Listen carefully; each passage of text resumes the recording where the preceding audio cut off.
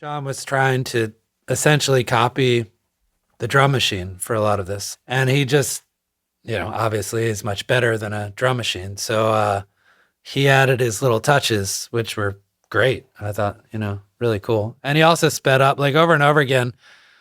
The original demo might have been like, I don't know, like 110 BPM, something like this, which is a little slow. And Sean sped it up to probably around, I guess, around 125 or something like this. And I thought, whoa, that's fast. But now I listen back and I'm like, he was right.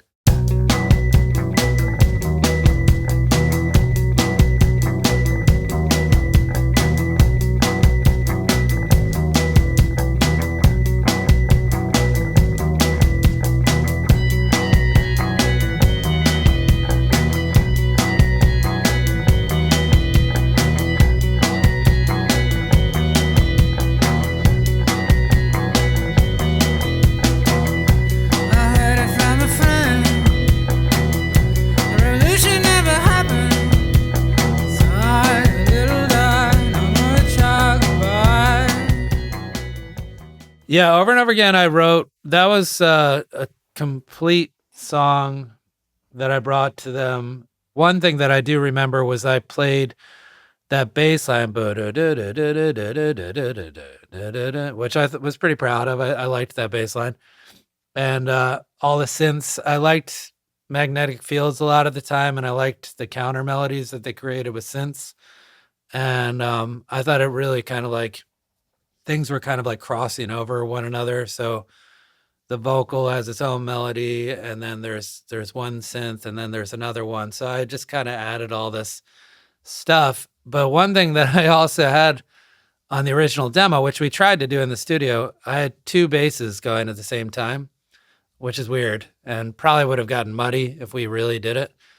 But I don't remember what the other one was playing. And that lead bass line is just so like kind of memorable that the other one was a little bit excessive. But yeah, I just remember doing this. I don't know. It might have been 2002. It was pretty early. And that was one of the songs that just, I feel like for every record, there is a song that sort of like sets the stage for what else is to be on that record. So that was a song, the first indication of where I wanted this type of project to go.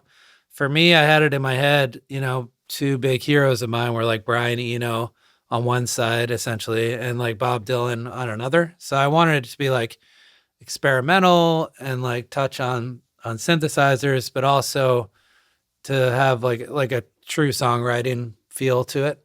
So that was the first where I felt like I joined them successfully, So over and over again, it was cool. It's a simple song, but it took me a while to get there. For me, the idea is to make the song should be able to stand up in many different ways. When I was playing these songs, I was probably playing these songs at the shows in Philadelphia on acoustic guitar, like by myself. And I had to make them work there, and to be able to present them in band form was just kind of like icing on the cake, a little bit. There was a one sweater you mentioned in the letter. The other guy scandalized the line.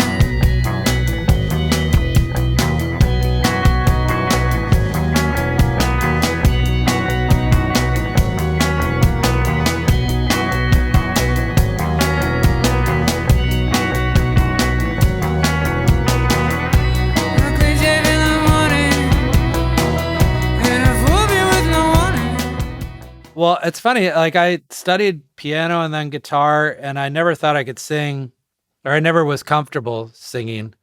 I never tried because I was like, I guess, shy about it or something. And then I got into some program in college where I was like playing in bands. Thought of myself as the guitarist or like keyboardist or whatever. And I remember rehearsing with a guy who played the drums, and he was really like kind of punk rock. He was kind of an asshole. He liked me, or we respected each other anyway. And I thought I'd sing some like Wire songs, or like Patti Smith, Velvet Underground, people who I appreciated a lot at the time. And then he gave me the confidence because he said that it wasn't bad, you know? So I was like, oh, that's enough for me. But I think that Colin Newman from Wire was a big influence for me. And I realized that I kind of like was in a similar range. I liked how he wrote his lyrics too, as like snapshots of rather than a narrative structure or something like this. It was just like snapshots of images, but it also had a certain import, which I thought was kind of interesting. But the way he sang, like especially on like Pink Flag and maybe Chairs Missing, was really influential to me. And people like that and like Tom Verlaine but over and over again I tried to pull it back. I mean, it was song by song, but yeah, I never really noticed how people couldn't really understand my lyrics. Like it was a surprise to me when people were like, "Oh, you sing blah blah blah blah blah blah," blah, you know, and I'm like, "Well, there are lyrics there," which I actually worked pretty hard on. But yeah, no, I'm okay with that. I don't care if they just like the melody and that's what kind of keeps people entertained. That's fine too.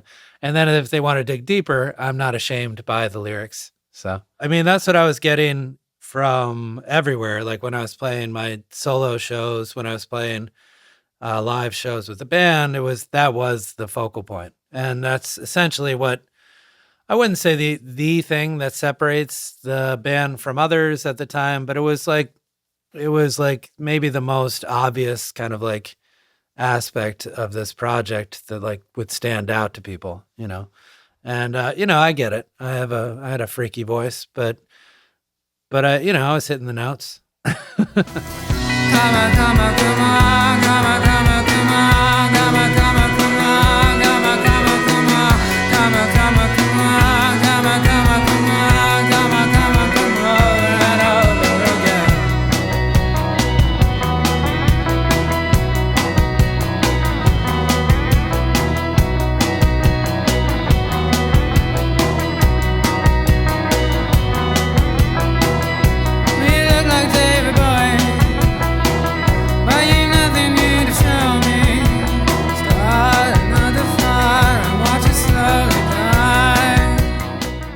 I mean, I remember David Bowie coming. I mean, I was very nervous, and it probably was a pretty terrible show. I mean, I think at the time it was really quite a mess live.